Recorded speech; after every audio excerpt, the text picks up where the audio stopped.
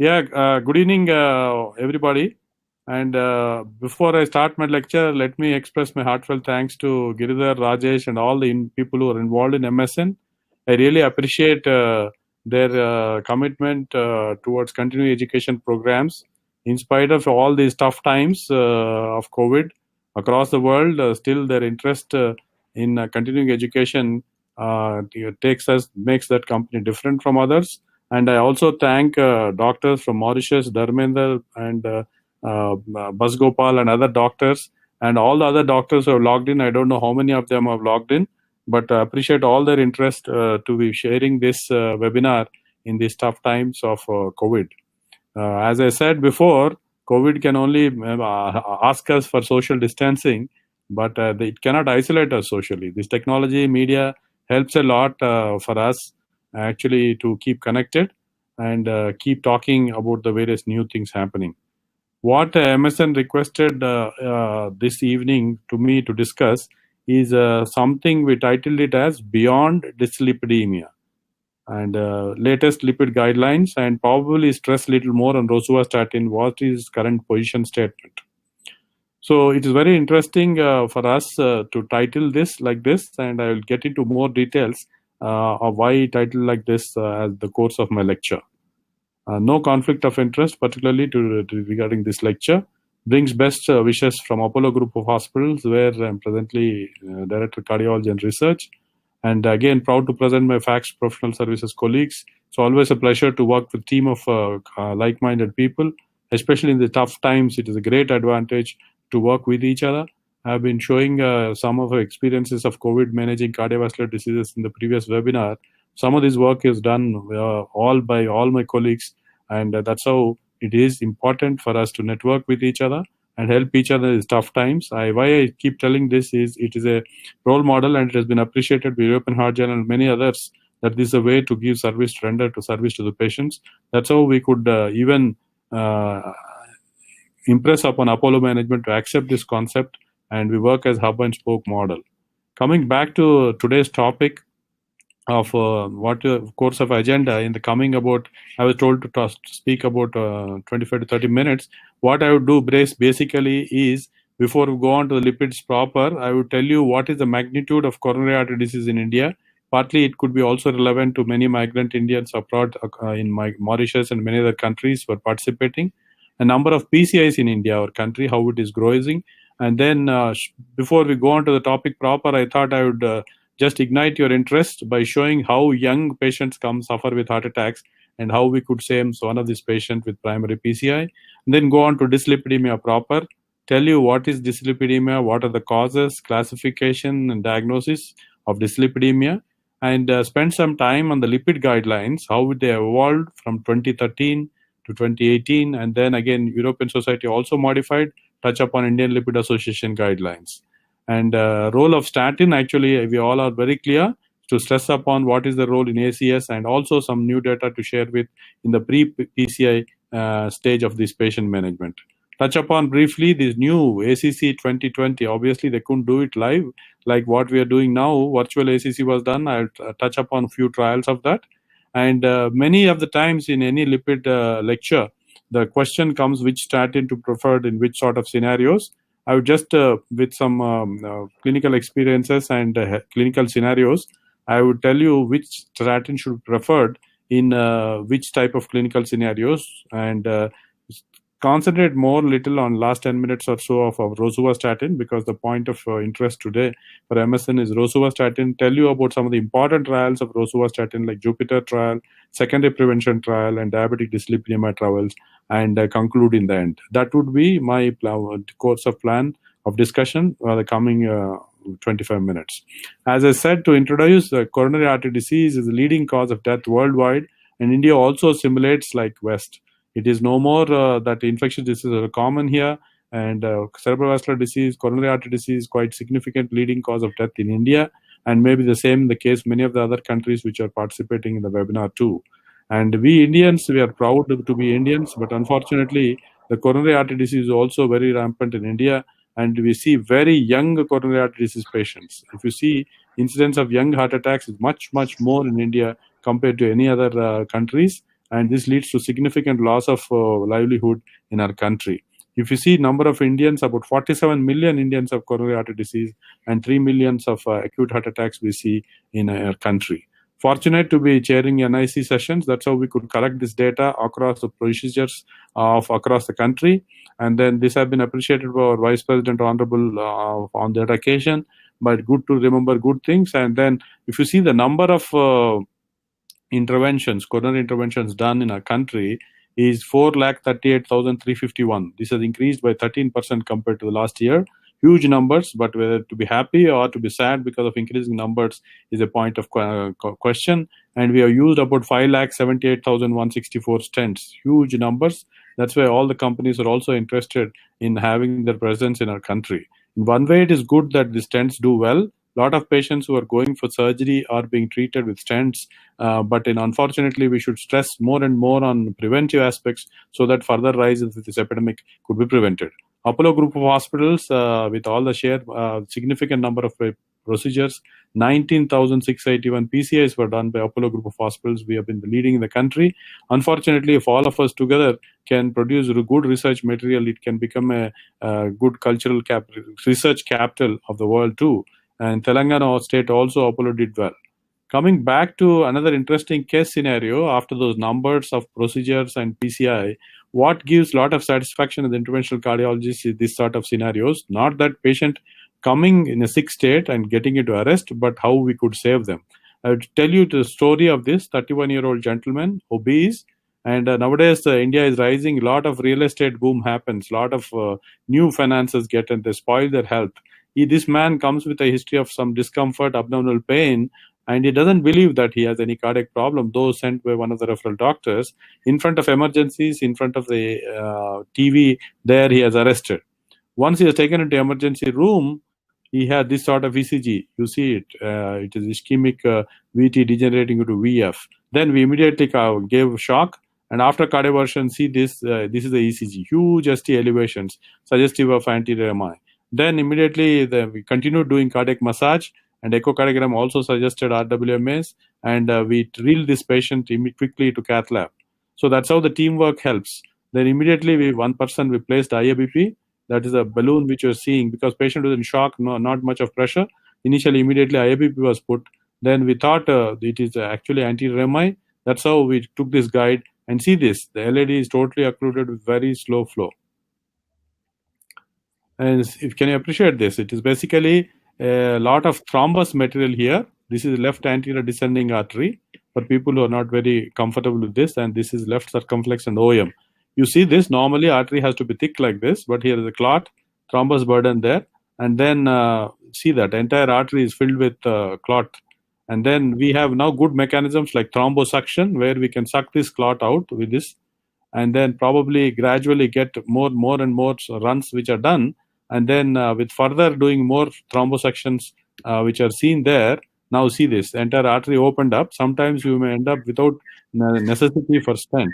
That's how the artery opened up and the flow came back. Immediately, there's nothing like restoring the blood supply. Rhythm stabilizes, blood pressure picks up. In spite of giving whatever inotropes, the blood pressure won't pick up unless the artery is opened up. Once the artery is opened up, patient stabilizes. You see this sort of thrombotic material clots, we can get it out. And that's all possible because of technology. The ICU care, critical care support is required like this. Immediately after doing the procedure, patient was on multiple inotropes, ventilators, antibiotics, and diuretics. See this chest X-ray flooded with fluid, pulmonary edema because of anterior MI. But once I saw this ECG, then I was happy. Till then, we have corporate hospitals, we have managers like who want to collect money because of before procedures, but nothing was done for this patient. We have reeled him straight from the emergency to cath lab. But once I saw this ECG, I told them, don't worry, patient will improve and there won't be any problem. As expected, because patient gradually improved. And on day 3, next day we extubated, and day 3 he became off inotrope support, and then we could successfully discharge this patient on day 5. And he came on follow-up with a lot of changes, lifestyle modification. He became thin. And then here we came to know that this person owns a theater there, and he wanted to put our photograph there. I said, it's not required. You change your lifestyle and be done with it. That's how. In the acute stage, we wouldn't even know who was. We didn't know his financial status, but we reeled him. and saved his life. That's what gives a lot of satisfaction of interventional cardiologists. All of us should think that this young fellow now should not get into further trouble. What are the things we can do it? Obviously, if you see this, why it happens, this atherosclerotic disease, which cardiovascular disease starts as a fatty streak when a young age, gradually progresses. And in this stage of rupture of plaque and thrombosis happening, artery gets filled with a clot, and then he lands with acute myocardial infarction. That's what this clot things you see as a negative shadow in angiogram what I projected. So if you see what can we do, antiplatelets, antithrombotics, and obviously statins, anti-lipid drugs go a long way in plaque stabilization. That's what is a point of discussion today. We'll discuss more about this. And we titled this, as I mentioned, Dyslipidemia, not hyperlipidemia, because it need not be only elevated lipids. It could be any sort of overproduction or deficiency in one of these components. As you know, total cholesterol, LDL cholesterol, HDL cholesterol, triglycerides, these are subfractions of lipids. Any of these abnormality, which is HDL being low or increased triglycerides and LDL being high, is a commonest form of abnormality which we see in an Indian scenario in many places in the world too. So that is what is it. It is not just hyperlipidemia, but it could be dyslipidemia. If one of these lipid subfractions being abnormal also could create trouble. That is why we titled as dyslipidemia and not hyperlipidemia. And ideological classification is basically it could be primarily hyperlipidemia or secondary hyperlipidemia, secondary to some cause. Primary is predominantly familial. Some of the case examples I will show. Secondary ones are secondary to diabetes, hypothyroidism, Cushing's, and nephrotic syndrome. Some other causes like excessive intake or alcoholism could also lead to these problems.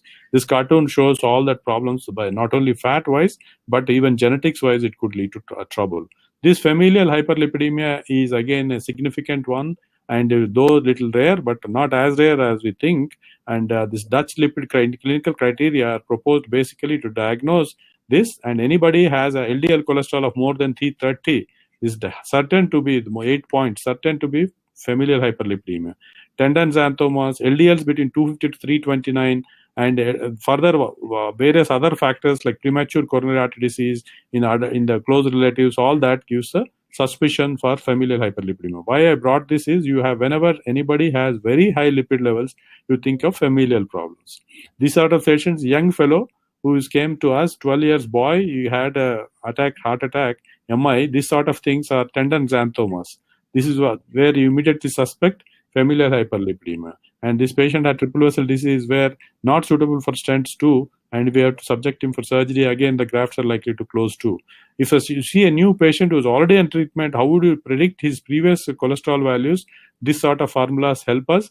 Depending upon what the sort of the statin dose is on, you can get his previous pre-existing values. That helps in knowing the untreated LDL cholesterol values in anybody. So that's about familial problems. Then the only ways of treating, obviously in such young individuals, be it be familial, be it be very secondary causes, the strongest armamentarium what we have is statin. The statins benefit all patients of CAD and ACS, and not only because of direct lipid lowering benefits, but a lot of other advantages. Statins were shown to be beneficial even pre-PCI. These all statin effects not only are just because of cholesterol reduction, but a lot of effects happen because of what is called as pleiotropic benefits of statins. This is decreased platelet aggregation, decreased anti-inflammatory effects, decreased apoptosis, and the decreased reavascularations, improves endothelial function. Lot of other benefits happen through these molecules of statins, which are HMG-CoA reductase inhibitors. That is about the brief introduction and the types of dyslipidemias and abnormalities what you have. Now, what I would take you is see how the lipid guidelines evolved, what the recommendations came.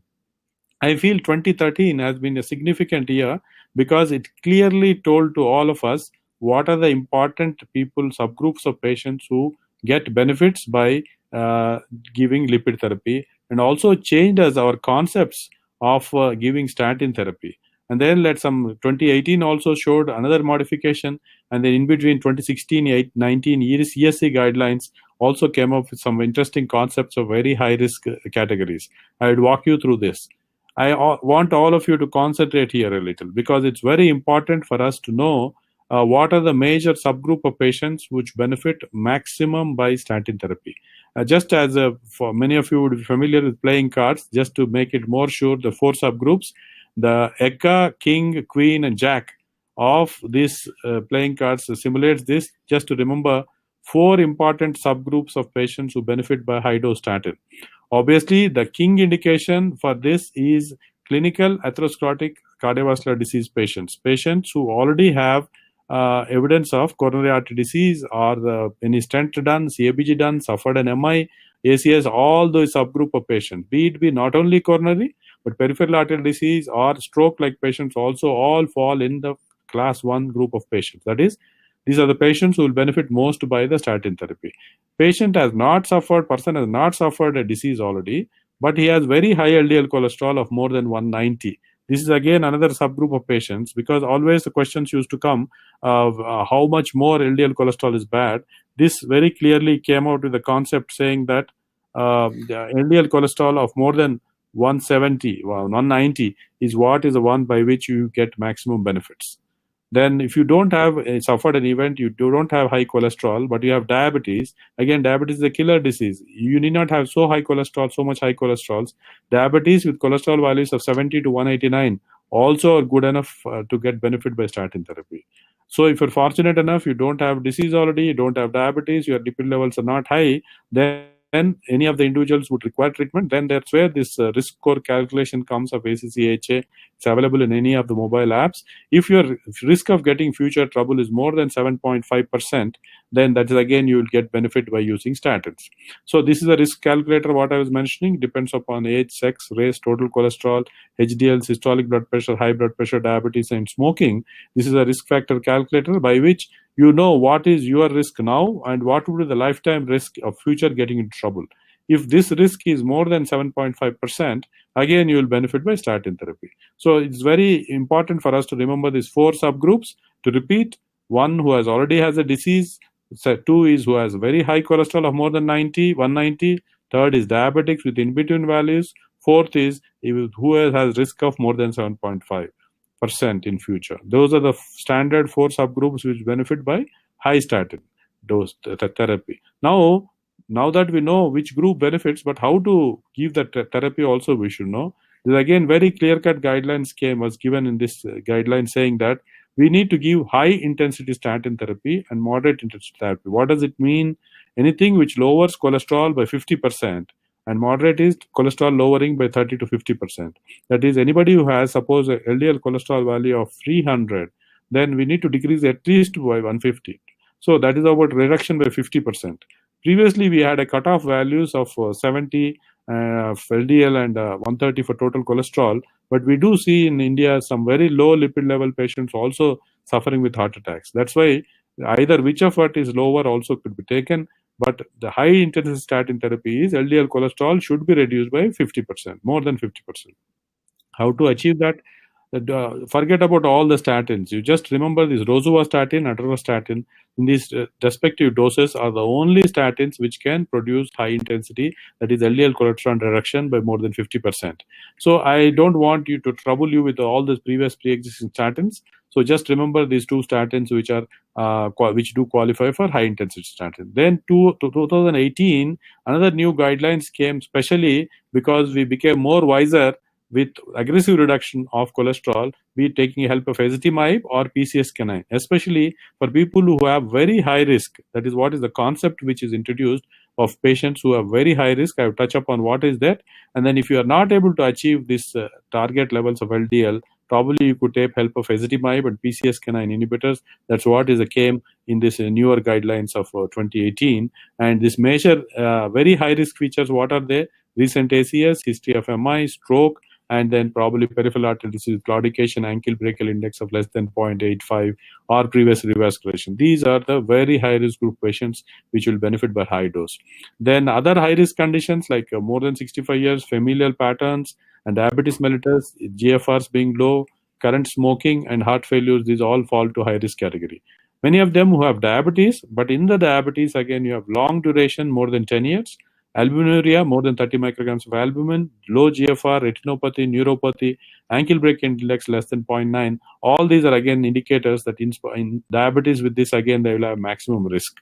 Then other concept which came up in this newer guidelines, apart from what I mentioned here, is younger patients who would benefit. That's where I think these familial patterns come into picture, and these patients benefit by high intensity statin therapy.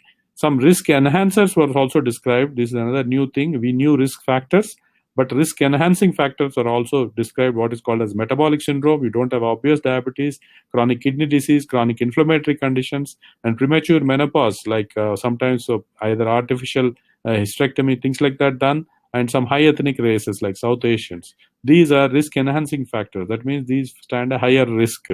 Other risk enhancing factors with lipid biomarkers, high sensitivity C-reactive protein, lipoprotein A, all these also come into guidelines now, saying as risk enhancers.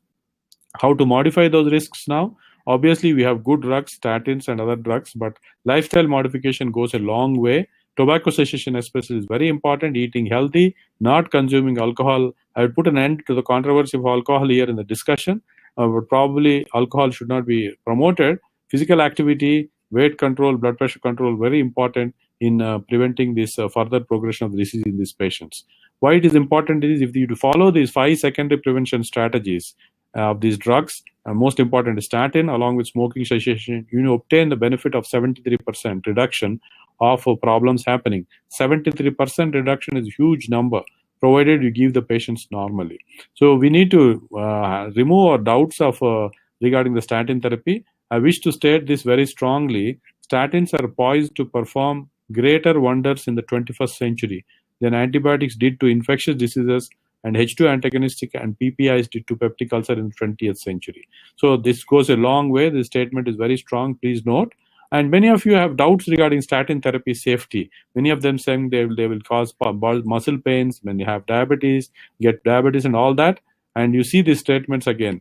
Statins are 100 times more safer than any of these diabetic medications which have potential to get into hypoglycemias and other things.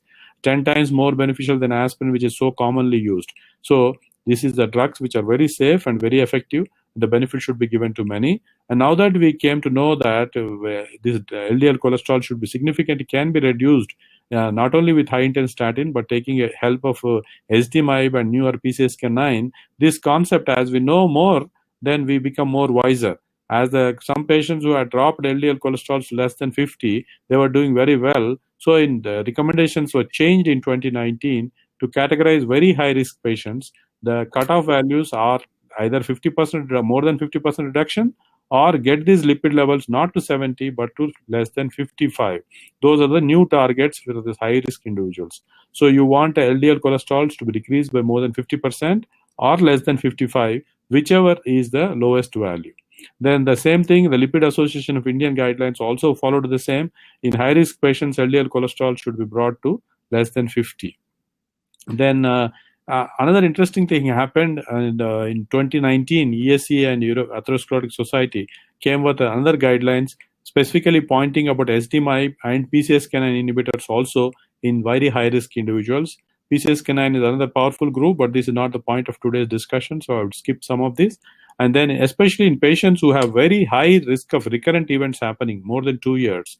Within 2 years, it gets recurrent times of pain there. That's where probably you should aim for LDL cholesterols of less than 40. As of now, this is class 2B. It could further improve in future. So recently, as I mentioned in the ACC 2020 virtual trial, the Sparkle trial, the stroke prevention with aggressive reduction of cholesterol trial, again, follow-up results post-analysis was presented. What it showed is it not only decreased the first events, but the follow-up significantly 50 events also decreased 50%. So the first events were anyway decreased, but total events also significantly decreased with this in this atorvastatin was used. When they tried to see what is the worry of this new onset of diabetes, all the large trials, CNT, Ideal, Sparkle were analyzed together and said that though even if a little increase in diabetes is happening, the total or overall events did not increase further in these patients, and it happened only in people who have obesity and high triglycerides and probably borderline sugars. Coming to another interesting thing of lipids and acute coronary syndromes, we all know that aggressive lipid lowering is benefits, plaque stabilization, various other benefits, as I discussed before, and it's very important for us to check lipids and give this treatment. And when we should check these lipids, again, whenever immediately is admitted within the first 24 hours, it doesn't matter.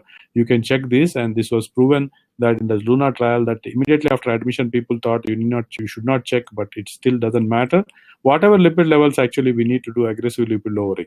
So we have many data coming up, not only immediately, but first 30 days after the event. Again, there's more chance of patients getting into trouble. That's why the earlier you start this lipid levels, lipid therapy, the benefits will be more. This is what is proven in many of these trials, which is shown. And with intensive versus moderate, again, intensive therapy always favored in acute coronary syndromes. This is a graph which shows that the lower the cholesterol values, low up to 40, which we have at birth, is having the least risk of getting into events. That's how we now want aggressive cholesterol reductions to less than 50. The time of initiation, as I said, the time of index event is the best. And for prevention, the earlier you start it, the best. So now that we know that lipid therapy, how to give it, and we also know that they do wonders in acute coronary syndrome and even the long term. And then now the question comes, which statin shall we start? As I said, we have to discuss only about rosuvastatin and atorvastatin. All other statins are less potent and outdated. So the word about rosuvastatin now, the talk of today is basically concentrating more on rosuvastatin. So rosuvastatin is a novel and unique statin, which is highly potent and the highest affinity to HMG CoA reductase inhibition. And then better liver selectivity, less of side effects, and then less lipophilicity, less drug-drug interactions. So that is what is the advantage of this drug. And it is proven, especially when you have high hsCRP levels, the incidence of events significantly decreases with this new molecule. So those are some of the highlights of statin, pharmacokinetic-wise. There are a lot of trials which are shown here. Orion decreases plaque volume, Cosmos regression of stable CAD plaques, Asteroid regression of atherosclerosis. What I mean to say is not only the prevention of progression, the regression of atherosclerosis is shown in these trials, which has very high usage of rosuvastatin, which is highly potent. And if you see other advantages of rosuvastatin measured to others, the great thing is of lipophilicity, less of drug interactions, more powerful LDL cholesterol reduction, and HDL cholesterol increase also is more compared to atorvastatin. And then the renal safety wise, again, we need to be careful with all the statins. And then safety potency wise, that has the maximum action, and the regression of atherosclerosis is showed maximum with these drugs, and both primary and secondary prevention, though you have some data with atorvastatin too about this. But I think wherever there is more of inflammation, high hsCRP, acute stage situations, rosuvastatin scores.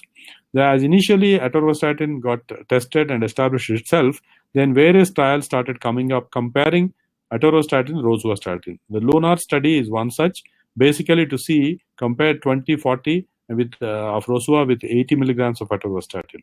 What you see, obviously, rosuvastatin 40 will have maximum LDL cholesterol reduction compared to the other two.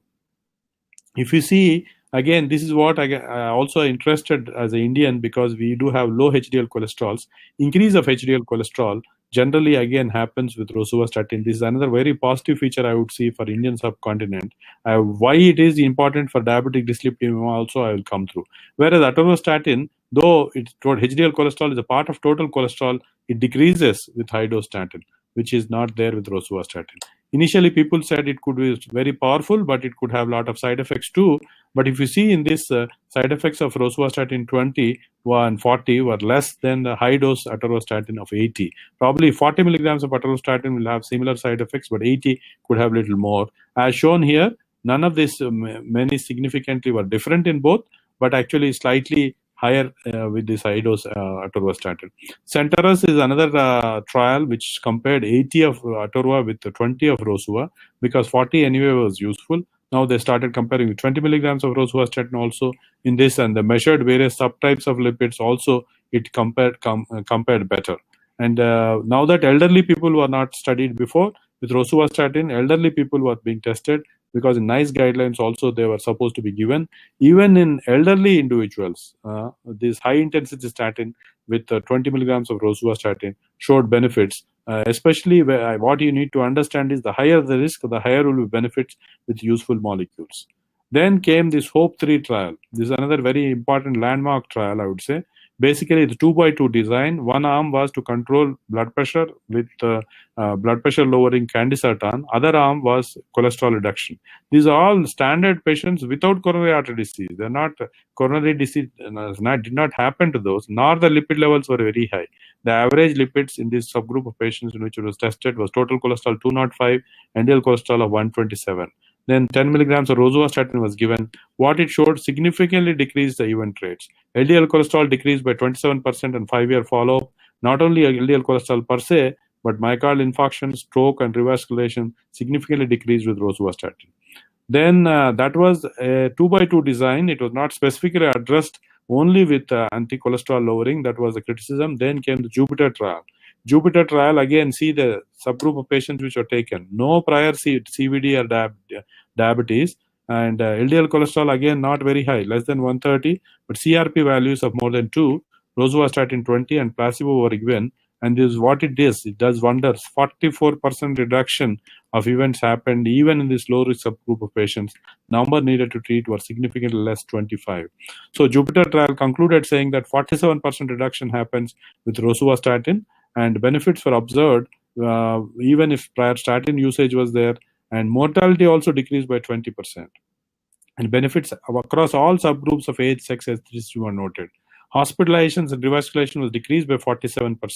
The number needed to treat in Jupiter was 25, low. So that's the strength of this molecule, proven its efficacy in even in low-risk individuals that Jupiter would do good with no increase in serious side effects. That is another positive point which came out of this trial. And then they also started testing too much in heart failure patients in class 2, 3, 4, though it decreased some hospitalizations but did not decrease mortality because it is a different ball game altogether. A word about diabetes dyslipidemia, which is very common in our country, is basically many of these patients who have diabetes are also dyslipidemic. It's said that 9 out of 10 people will have dyslipidemia. What is this type particular dyslipidemia? As 85% of men and 97% women would have diabetic dyslipidemia. This ICMR India study showed very clearly that this low HDL is common, 72%, and high triglycerides. These are more common than high LDL. That's how I feel any drug which acts more on the reduction of triglycerides and also decrease, should not decrease, but increase of HDL is very relevant in our Indian subcontinent.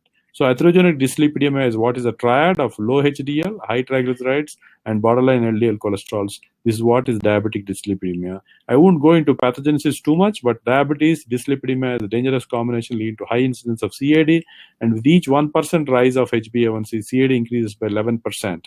And that is why it's very important for us to control this, especially in patients who have diabetes. And this diabetic dyslipidemia, the rosuvastatin is tested most. Though other statins are also tested, rosuvastatin is found to be most beneficial, obviously because of high power reduction of LDL cholesterol and triglycerides. And the other important feature is HDL cholesterol did not decrease. In fact, its slight increase is noted even in diabetic dyslipidemia patients. Then people said that even atorvastatin could work in diabetic dyslipidemia. And the Uranus study, when it was studied, showed comparing with various types of in diabetic patients when they put on atorvastatin and rosuvastatin. Obviously, 10 and 10 is doing injustice to atorvastatin, but that's what it is done. And obviously, the reduction of LDL was much more with 10 milligrams of rosuvastatin than with atorvastatin. In Japanese group, Japan also uses rosuvastatin, but only very low doses, 5 milligrams. Here, somehow in this study, even 5 milligrams of rosuvastatin was more potent than 10 milligrams of atorvastatin. That's what was shown in this, though we use less commonly. This is Mercury is another multinational trial.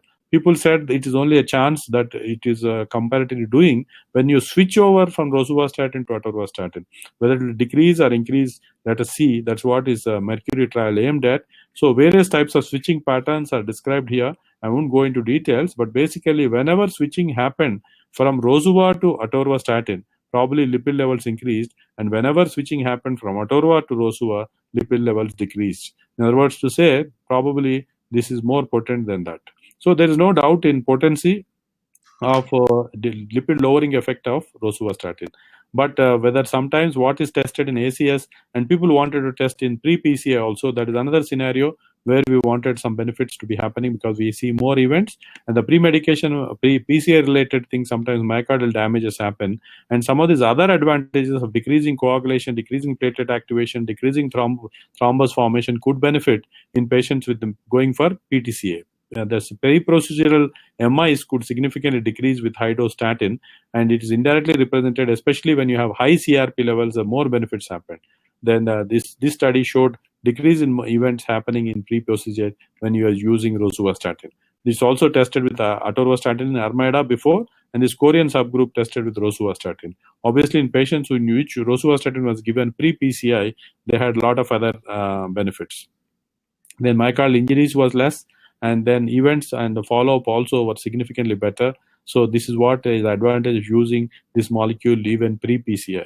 So then if you see rosuvastatin compared to controls, then again the incidence of decreasing of events happening on follow-up, repeat MIs happening were significantly less. So in this, when the rosuvastatin is given.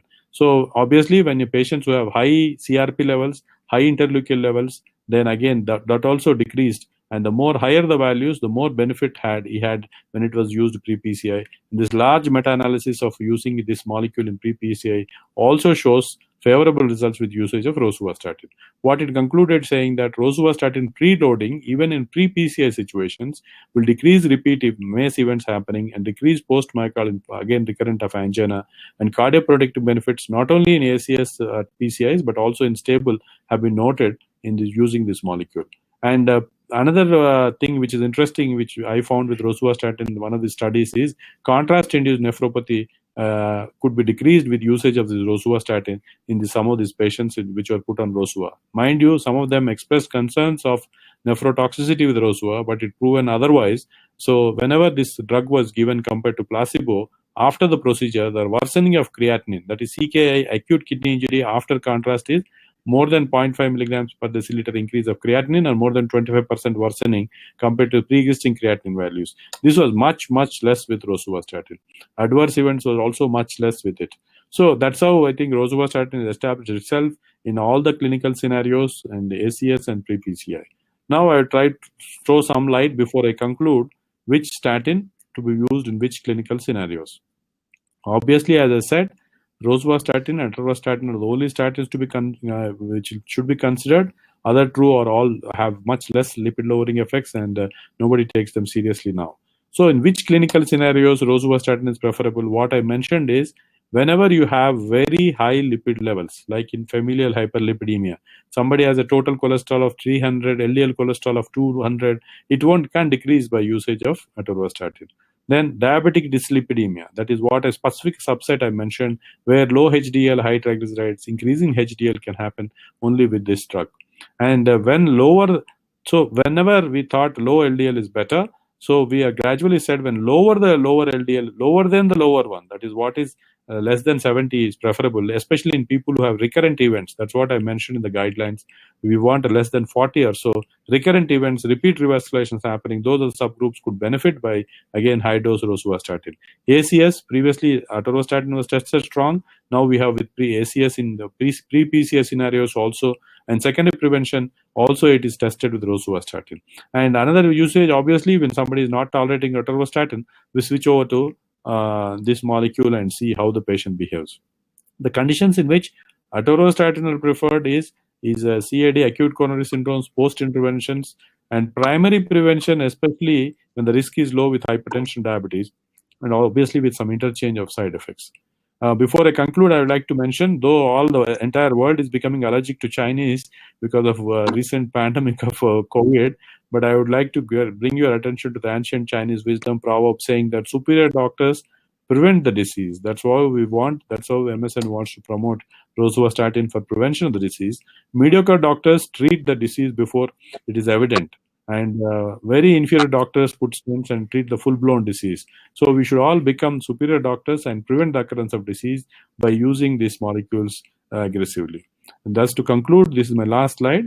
CAD in India is on rise, what we learned, and so is the PCIs and young MIs. Dyslipidemia, what is it and what are the causes, diagnosis, how to evaluate, we learned, and how the lipid guidelines evolved. We came from the era of lower lipid is better. Now we want lower only is better, and lower than lower, that is ultra low, could be future. Please note these statements. Initially we thought lower is better. Now we say lower only is better. And now in future we want lower than lower, that is ultra low, could be the future. Then high dose statin therapy is quite safe, no worry, and effective.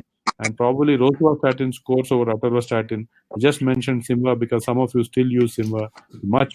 These two are much more potent. The maximum potency is with rosuvastatin. And maximum benefits happen in ACS and early initiation, even pre-PCI, this trial shown. And the proven efficacy of this molecule in Jupiter, diabetic dyslipidemia, and others have discussed.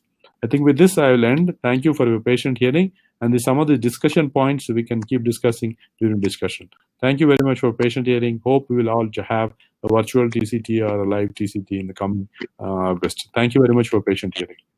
I think now we can go to the screens. Hello. I'll close this, share slides.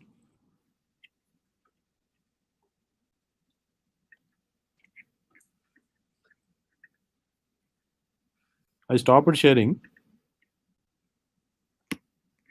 Yeah, now okay. I think you can get everybody on the picture. Yeah. The technical team. So the picture is off. I'm not able to see others. We'll make it big. Can you make this big? Remove this slide here. This slide is not required. We'll make that gallery view big. Cameras.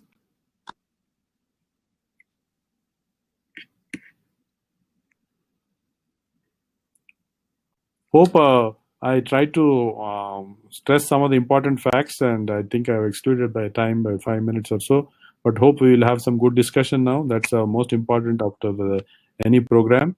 So not only regarding this what we discussed, but any other doubts, thoughts which you people have. I think moderators can share your ideas before we start taking questions from others. Drove our founder, you want to play this video before? MSN Reddy, to set up an API manufacturing unit in Hyderabad with just a handful of employees.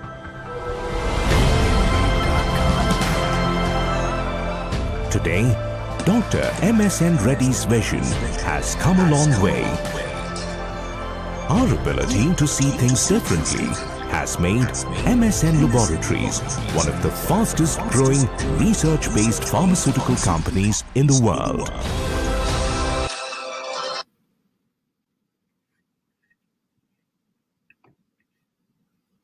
You can finish it if you want. Yeah. Yeah, that's it.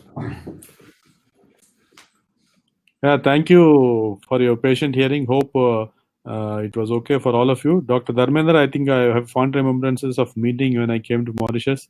And thanks to MSN, I see Harjit, Giridhar, and all others. And Bas Gopal, you're also from Mauritius, I was told. Yes, yes. Dr. I Adu. think we met there. Yeah, we met. In the rest.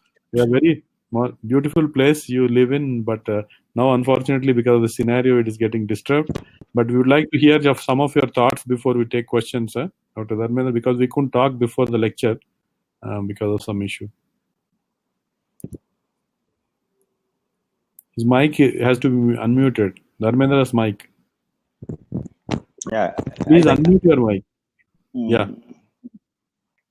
So I think very interesting presentation from you, Doc. Thank you. And I think in Africa too, we probably see a similar pattern of dyslipidemias, like you said. You're part of us. Mauritius is like Indian extension. Yeah. So we have quite a higher percentage of a low HDL population. Compared to LDL, about the meta-analysis which was done somewhere around 2018, even though very unclassified, shows that we have low HDL levels at higher percentages compared to LDL and then total cholesterol. Except that there has been a study which was done in Ghana. So whether there is any relationship between mortality and heart failure and then statins in terms of which ones are lipophilic and which ones are hydrophilic. Because that study looked at that one and then thought that the lipophilic ones among Africans was reducing mortality more than the hydrophilic ones was reducing mortality compared to the lipophilic ones. I don't know your thoughts on that. No, actually, the pharmacokinetic wise, hydrophilic nature or lipophilic nature predominantly gets into picture with drug-to-drug interaction or having some side effect profile. Okay, reduction of mortality wise, unless some other drug is coming into picture, it should not play that significant role. But pharmacokinetic advantages predominantly have an advantage when to prevent these drug-to-drug interactions or side effects. And actually, any drug for that matter, if you take example of beta blockers, if you have a lipophilic drug, it is supposed to have more advantages of sudden cardiac death prevention and mortality reduction compared to. So it is very unlikely that a hydrophilic drug is more better than lipophilic drug. So that's in other words to say, which is this rosuvastatin drug interactions could be less because of it, but very unlikely to have a significant mortality difference. At least no large trial has shown direct comparisons, but it is unlikely. But one of those smaller trials maybe would have shown. We respect it. We have to see on it. But by and large, I think there is no trial with rosuvastatin has shown any further increase in mortality or nothing. Any of the trials showed actually, in fact, significant decrease in mortality. Jupiter trial and Hope trial, we were surprised. Though patient subgroups were very low risk, their lipid levels were not very high. Average LDL cholesterol was 129, but still it actually showed a lot of benefits, even in the subgroup of patients in which there is no coronary artery disease yet then. So that's how the drug became very strong potency-wise and became popular, because not only in high-risk subsets of patients like ACS, which were tested, by then atorvastatin has already tested ACS type of patients. So we couldn't do the same studies again with rosuvastatin. That's how they selected another alternative subgroup of patients. And it did wonders in Jupiter and Hope 3 trials. That's how this drug came into very prominence. And when it worked well, even in low risk, it will work well in high risk. Then reversely, this ACS subgroups and PCS subgroups were also tested with rosuvastatin. And then that's how the potency-wise LUNA trial, many other direct comparisons also showed that rosuvastatin would be more potent than atorvastatin. Thank you very much for the very interesting talk, very comprehensive as well. And it is important for the audience and many doctors across the world sometimes look at lipid levels and look at the LDL. And for example, LDL of 2.5 millimoles after heart attack. And many patients get told that this is okay. But clearly looking at the guidelines, we have to be super aggressive now, looking at the LDL, less than 1.4 millimoles from the ESC guideline. And that actually is an important take-home message because many patients are seen by diabetologists, physicians, GPs, and this information should be disseminated across. And I think MSN has done a fantastic job today with your presentation, telling everybody how to do things differently, not only at the numbers, but also at the profile of the patient, whether they're for primary prevention or secondary prevention. And even the risk stratification from low risk to very high risk or extremely high risk.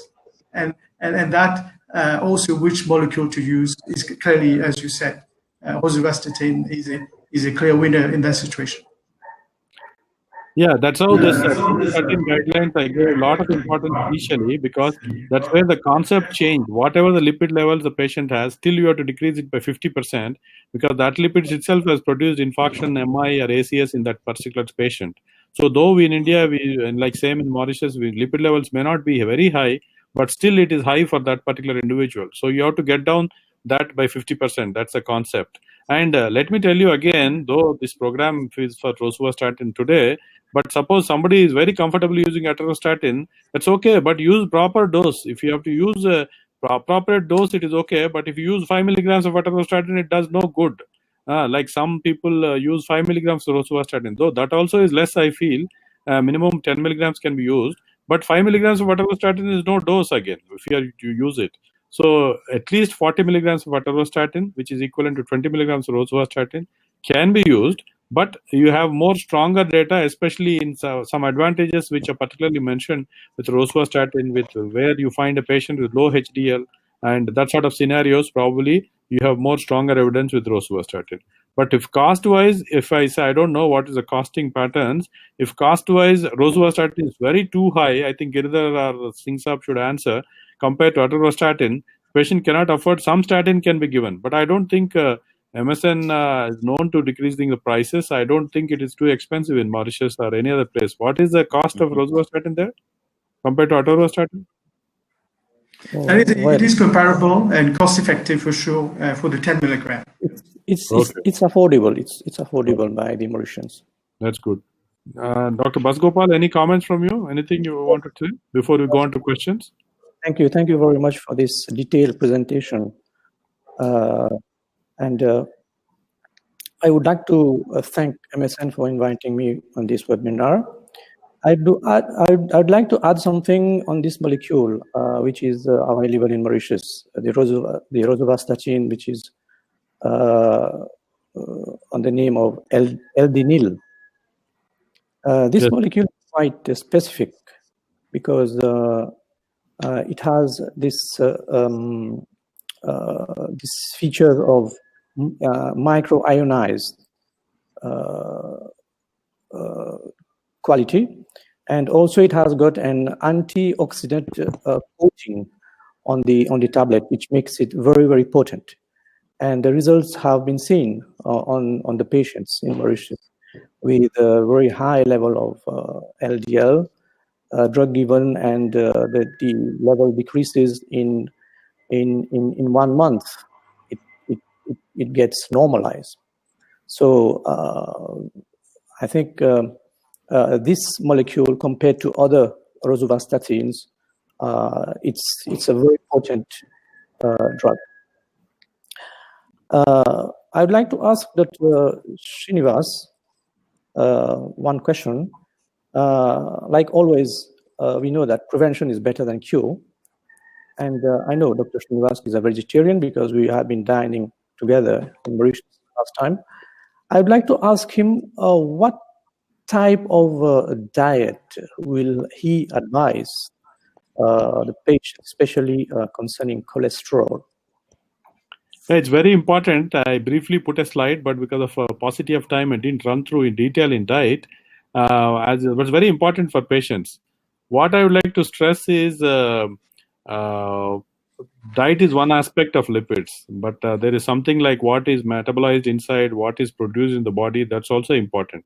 In fact, actually 70% of it could be inside, and 30%, that's significant nature of it, still could be again diet mediated, I would say. Or if you can control it well, probably significantly about 30% of it could be controlled.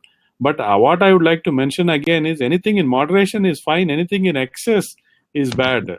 Like in Sanskrit, there is a saying, Ati Sarvatra Varjet. Anything you do too much is bad. Nowadays, people give a lot of hype to no carb diet and then no to only fat diet and all that. That is no good, actually. Anything in moderation is fine. The more vegetarianism is better. And you would have now data to show some walnuts and other things are also beneficial. But whatever you do in moderation. Fruits, vegetables, though it is good to say that eat more fruits, but I don't know in the Mauritius, but in India at least fruits are very expensive. Normal common man cannot take it. But if you can take more of fruits and vegetables, less of more of salads, eat less of fatty foods, and now again people of our Indian subcontinent and triglycerides being high, the sugars also you should not take, sweets also you should not take, people say. So now you are left with only proteins. My nephrology colleague could say that even proteins also are bad for kidney. So what a poor patient should eat. So what I would suggest basically is anything in moderation, little quantities is okay. Don't overeat yourself. Another important thing is keeping yourself active and fit. Not that you want to become Hrithik Roshan or Arnold Schwarzenegger tomorrow with exercising, but what you need to be is you keep yourself fit. To do this, probably at least 30 to 40 minutes of daily exercise, yoga, meditation would help, and at least 5 days in a week. That is basically, even if God is kind enough to give you 2 days holidays, you want to sleep, it's okay for 2 days, but at least 5 days you can be active, and do some sort of exercise and then eat a diet in moderation, that will go a long way in preventing problems. And obviously, you should not get addicted to smoking and alcohol. I would like to, I think anybody would ask questions in the chat box regarding alcohol. Yeah. I'd also settle that issue. I think I did discuss when I met you people personally there, but I always feel we should all remove these myths, especially in countries where I don't know which are colder. In Mediterranean countries, there could be some reason for it, but I think in countries like India, Interheart study or no study showed that it was beneficial. I would take some of questions, keep it little in that to the end. We have a question from Mauritius from Dr. Ranjatan, the senior cardiologist, interventional cardiologist in Mauritius, asking what are your views about combination of rosuvastatin and ezetimibe together? In what situation do you think that would be useful? Yeah, that's a good thing. That's what after 2018. After 2018, once this new trial came up with a combination of ezetimibe again showed mortality benefit too. So that ezetimibe again came back.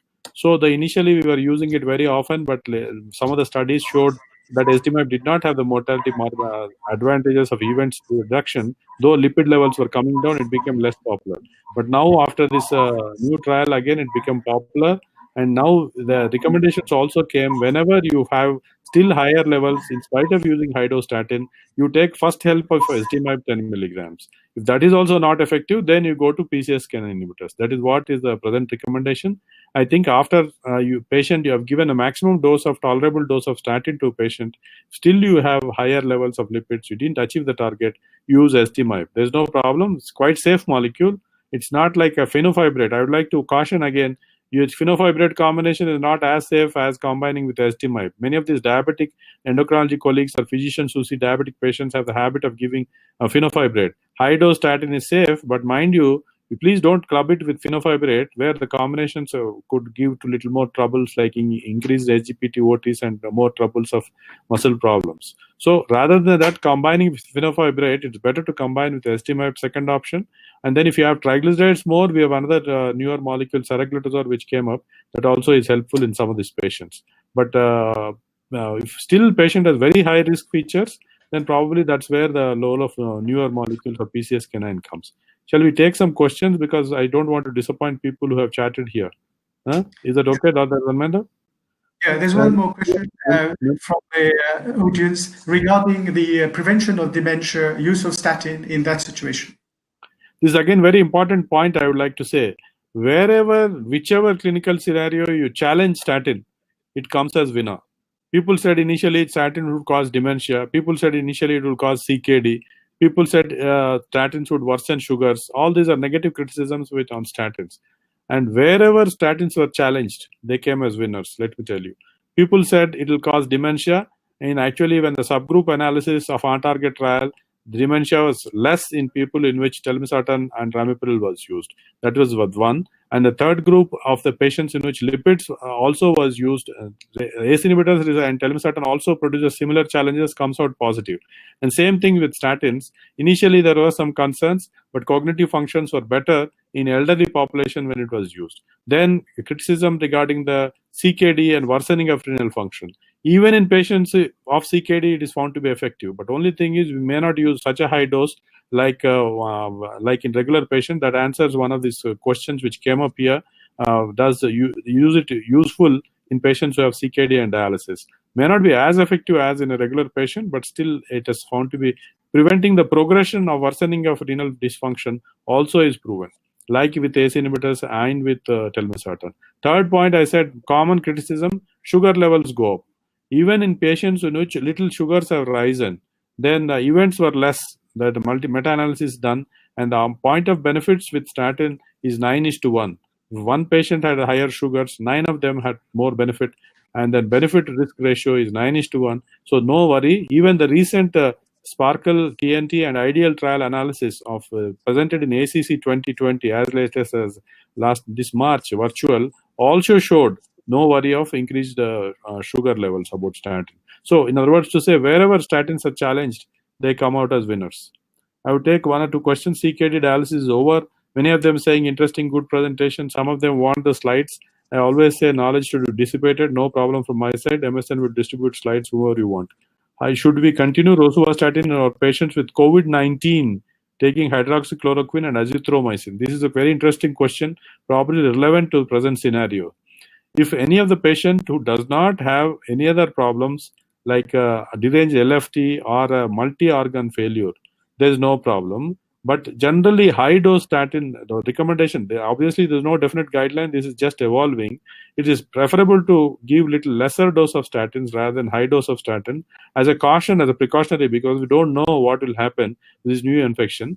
So what is mentioned is you can moderate the dose of statin, but definitely don't stop statin. If patient is already have CAD and cardiovascular disease, stents put, now comes with COVID infection, don't stop statin at all. That could produce more worry. So I think moderate dose could be okay. And hydroxychloroquine, azithromycin, I don't know what are your thoughts. This is a dangerous combination which could produce QT prolongation. ECG should be monitored very carefully, and unless it is absolutely essential, don't give this molecule. Initially, ICMR in India also mentioned and US also mentioned, but now, fortunately, hydroxychloroquine export has given a lot of good name to our Modi ji and India. And US, even the Switzerland, other countries have put Indian flag on their mountains.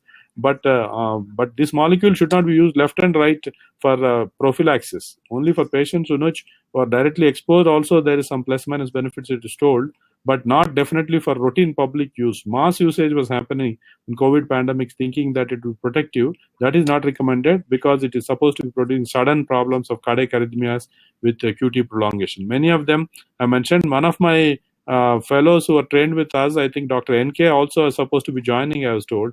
If any other questions she has also, she can put in the chat. Nice meeting you all of again.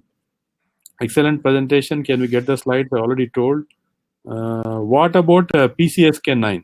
That is another very interesting concept that itself could be webinar. Recently we did it, but I didn't highlight too much on it because our point of interest was rosuvastatin. PCSK9, maybe it's not available in Mauritius, or is it available? No, okay. Not available yet. I did not discuss too much, but it is a very powerful, potent molecule. Acutely decreases cholesterol by within 2 shots of PCSK9 injection itself. But again, once you stop it, it could rise further. But that has a very good effect on total cholesterol, LDL cholesterol. But triglycerides are not that greatly decreased.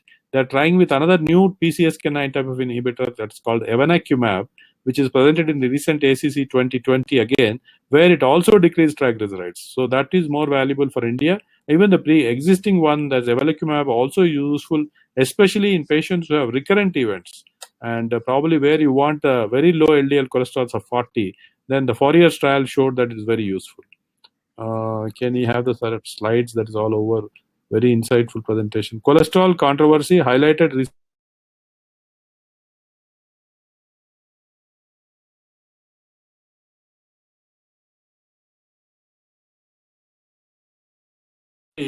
Whatever, it is very important to save life. It is very easy to criticize. These are only proven potent molecules that as far as secondary prevention or primary prevention is concerned, though it is a part of every cell, agreed, but there is no doubt that high lipid levels, because the basic pathophysiological process of atherosclerosis, you understand what is happening. So there is no question of statins being not beneficial, high lipids being bad, because the lipids accumulating inside is producing the problem. Obviously, when you decrease it, it has to work. So the criticism, the whatever comes in between, some things who want to promote more of sugars and triglycerides, there was some thought about like that. But definitely cholesterol has a definite role to play in atherosclerosis. I need not tell it. Anyone who understands atherosclerosis will know it. Thank you for the presentation. Which statin is preferable for the secondary prevention of stroke? Secondary prevention of stroke, those Sparkle trial was done with atorvastatin, but there is another trial, small trial, which is also done, which MSN also made. I skipped because of too many slides. But even rosuvastatin has proven some benefits in stroke. Again, basically, you have to see that it is a not only lipid lowering benefit, but a lot of other plaque stabilizing benefit, other things also help. And whichever molecule is available, whichever you're comfortable with, even for secondary prevention of stroke, you can use it. Which statin and dose for which patient with liver disease? This is again very good question. I say now statins are very safe drugs, and even the SGPT-OT monitoring is not required. Even the Indian Gastroenterology Association removed those as for monitoring, but it doesn't apply for patients who have pre-existing liver disease. That's why baseline you need to check liver function. Am I audible? This is net problem or something. Is it okay? Yes, it is audible. Are you able to hear me? Yes. Yes, we can hear you. Yeah. The recent thing which came up of guidelines, SGPT-OT not being monitored, not essential, all that doesn't apply for people who have pre-existing liver disease. So that's why it is important for us to monitor baseline LFT once at least before you start the statins. But once the LFTs are normal, even if little increase in SGPT-OT happens, the good thing is they're reversible effects. Once you stop it or decrease the dose, it will come back. But if LFTs are too much deranged, then you have prolonged PT, prolonged INRs, then prolonged too much abnormal SGPT-OT. You have to see in which scenarios you are giving. If you are just treating a cirrhosis patient and you do only for primary prevention, there is no point. But if you are treating the same patient with borderline liver abnormality, but you have a secondary prevention where already stenting is done, ACS is there, where benefit could be more, probably you could start using with smaller doses and monitor SGPT-OT and then take a call how to increase it depending upon how his liver function is behaving. So any decision sometimes have to individualize, especially when you have such scenarios. A good question. The role of statin in PCSK9 era in patient with familial hyperlipidemia. This is again, I want to stress this point very much before I close. Any lipid therapy, be it be PCSK9 era, be it be ezetimibe era, any era, it has to be statin plus. There's no replacement to statin because statins have not only lipid lowering benefit, but has a lot of other plaque stabilizing, other pleiotropic benefits. So even in familial hyperlipidemia, though statin may not be achieving the target levels directly because of very high lipid levels, if you want to use PCSK9 inhibitors can be used, but not stopping statins. High dose statin is a must. After which you want to use that, you can also use that. Recommendations also very clear in this. I don't want anybody to go home that PCSK9 can replace statin directly. No, statin has to be used, and if still targets are not achieved, you can take help of ezetimibe and PCSK9. All that is okay. Statin should be continued till what age? This is another very good question. I don't know. We have time? 5 minutes or so? Yes, we have. Yes, sir. Yes. Quickly finish this question. Is it okay, Dharmendra? Yes, sure. Okay. So what I want to mention here is basically it is not correct on our part to have the benefits. This is a little philosophical, I would say. Unless you are working hard, you won't get the benefit. Unless you take the molecule, you can't continue to have the same benefits. People want to take a tablet and stop it and still want to have the benefit. That is not possible with any drug for that matter. And obviously, you can't blame statins also. Statins will be beneficial if you take them. If you stop them, then gradually it will go up again. I don't want anybody to be going with confusion that even if you stop statins, later on the efficacies will continue and benefits will continue. No, it is not to give continuous business to MSN, but it is for your benefit. Unless you take the medicine, you won't have a benefit. Suppose you did exercise, you had benefit, you stop exercise, still it continues. For some time it may be, but it can't continue. So as long as patient wants to take the benefit, whatever age he wants to survive, you should give statin.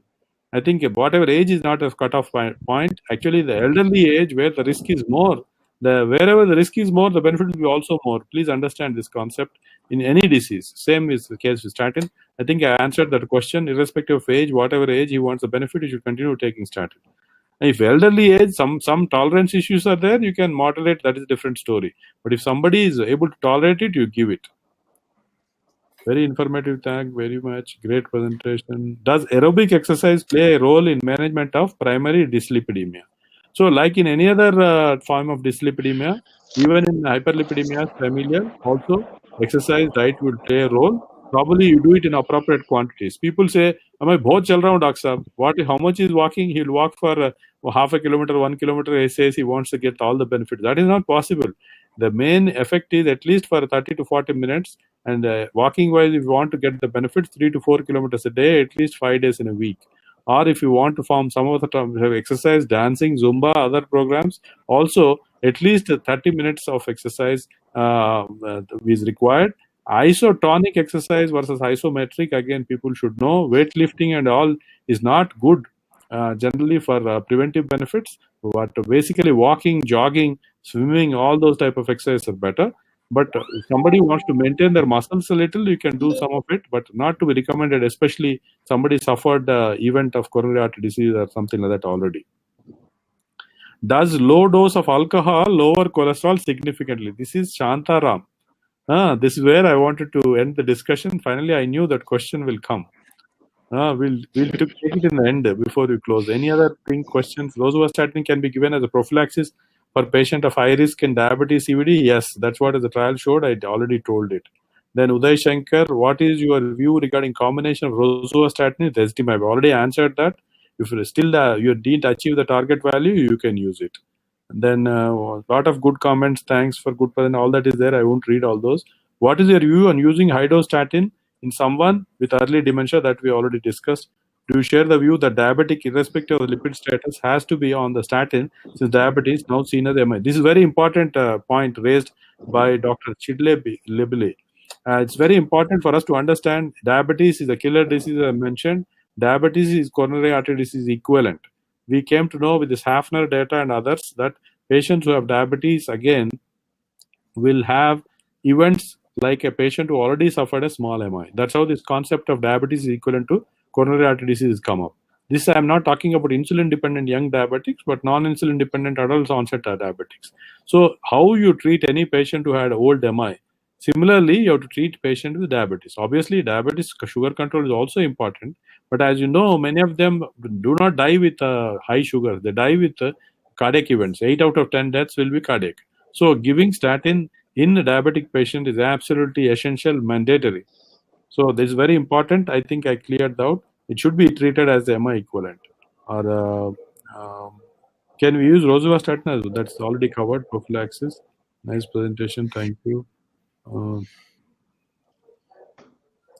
If patient has a lipid profile is well balanced, atorvastatin 40 milligrams OD, is there a rationale in shifting to rosuvastatin at a lower dose of 10 to 20 milligrams? I don't see. Basic dictum in life should be, unless you have a major advantage of shifting any drug. This is some fancy doctors do this. I don't believe this nor advocate this. If some patient is doing well with some drug, please don't fiddle around with the drug. Let him continue if he's doing all right. But suppose he's not achieving the targets, he's having events, then probably you want something more. Then there's definitely reason to change it to more potent statin. So if suppose on the other hand, patient is using atorvastatin, lipid levels are not achieved, don't be happy just because it's asymptomatic. Because you have not achieved the target, you have to change. But here the question is, if he has achieved the targets, do we need to change? Maybe not, because the benefit may not be too much unless there is some significant cost advantage or some other things. Otherwise, in general also, don't recommend this habit of changing little tablets from this company to that company, that brand to this brand, just to impress upon patients. I don't believe it is a good practice, but more so when the patient is asymptomatic. Thanks for presentation, articulate presentation. Some of the drug-drug interactions of rosuvastatin. That is what I mentioned is a less of a disadvantage with this drug. But any drug which has interference with liver function tests, you need to be a little careful. Great presentation, Sreenivas, as always. Your statin use. Statin use in acute hemorrhagic stroke therapy. Dr. Kelimu. I think this question is asked basically because in one of the earlier studies showed that ischemic strokes decreased, but slight increase in hemorrhagic stroke. But later on, it's proven that it's only chance association, and it is not proven to be positive. That's how even in the hemorrhagic strokes, statins can be used safely now. Can be statins used by neurologist? What is the dosage? I think he's a neurology colleague. There's no doubt in it. Acute stroke, actually, neurologists prescribe more higher dose than cardiologists sometimes. They compete. 80 milligrams of atorvastatin or rosuvastatin is strongly advocated even by neurology colleagues. There's no doubt that that's how it said. ECA indication, king indication of high dose statin therapy is anybody who has sustained an event, be it be coronary, be it be cardiovascular or cerebrovascular or peripheral artery disease. So there's no doubt to use statin even in stroke. Neurologist. Looking forward for more presentation, interactive questions. I think we'll have it further. And then I think we have come to the end of the talk and we are left with 5 minutes. What I would like to close and with this interesting discussion on alcohol and don't think I'm making this comment because I don't take alcohol. As my friend said, I don't take non-veg. I'm not telling this because I don't take alcohol. What is proven beyond doubt? I think many of you must have aware. I don't know whether I told this. aware of Melinda Bill Gates Foundation. Many of you must be knowing. They do a lot of good work, and they help in our tuberculosis control program, HIV program, even in India. When entire scientific community is going through these tantrums of whether that is good or not, alcohol, they said, let us put an end to it. How much ever money it is required, I will do it. So Melinda Gates Foundation sponsored this big, huge project. I'm not mentioning, this is not my whims and fancy, please. It's published in authentic journal, Lancet journal, about 3 years back, and came out with these conclusions. They tested in about 150 countries, and they tested, somebody says wine is good, somebody says whiskey or beer.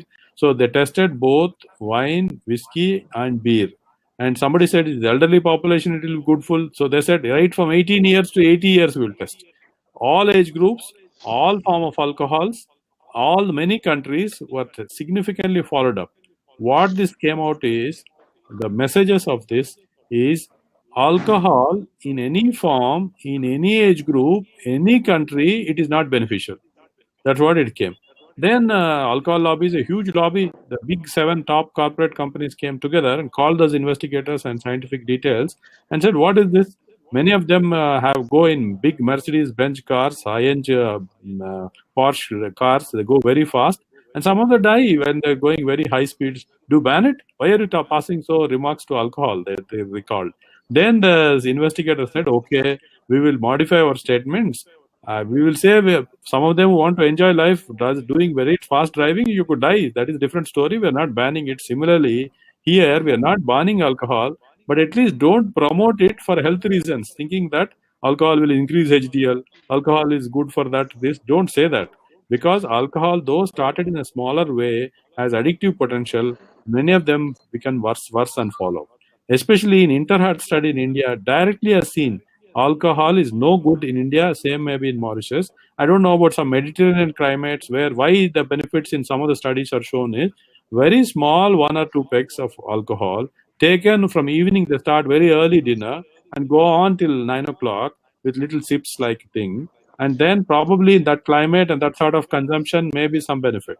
But in India, the husband thinks that wife is waiting, he has to go home, 2-3 pegs suddenly going and then finishing the party fast going. This sort of binge drinking is very bad.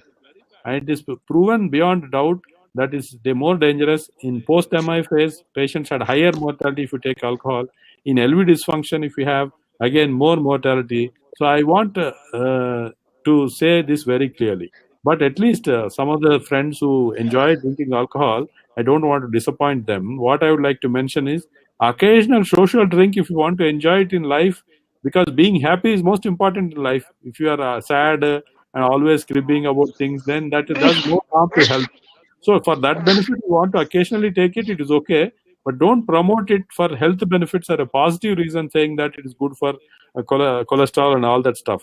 I think I have made it amply clear. Is that okay? Any comments from alcohol lovers on this? This question has always been discussed in the literature, the French paradox, but the bottom line, the ESC guideline also mentioned clearly that you don't use it as a health promotion measure, but also if your lifestyle is already that way, moderation and also risk factors and the amount, as you specified, is what you should look at, and not binge drinking for sure. And many people cannot control. You start with 1 peg for benefit, you will say it goes on and on because there has an addictive potential. Obviously, it is not as bad as smoking, I would agree, but it's not good too. I think with this, we come to the end. Any final comments from Giridhar, MSN, anybody else? Vishal is looking there, I think, to say something. The Singh Saab, anything else? It's just, on behalf of MSN, okay, I, Harjeet, as a head of Africa business, thank you all for participating in this online webinar. Especially, I would also like to convey my gratitude to Dr.A.Sreenivas Kumar from India for an interactive speaker session, Dr. Sukur for moderating the session so nicely, and of course, my honorable panelists for today, Dr. Basgopal, Dr. Adu, and Dr. Ilyas from Ethiopia. I would also thank to all our esteemed dignitaries for taking time and participating in this session. I'm sure in this pandemic situation, okay, we will become more strong, committed to the family, society, and each other as fellow beings. MSN Lab will continue to serve patients and with innovative and first-class medicines and seek your warm support in these endeavors. We continue with more such webinars during this difficult time.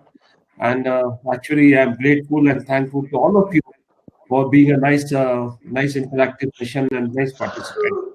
And a very good questions raised by the audience. And as usual, very nicely answered by Dr. Sreenivas Kumar. So with this, we come to the end of this webinar. And thank you so much. Thank you so much. Thank you. Thank you very much. Thank you very much. Thank you. Thank you very much, sir.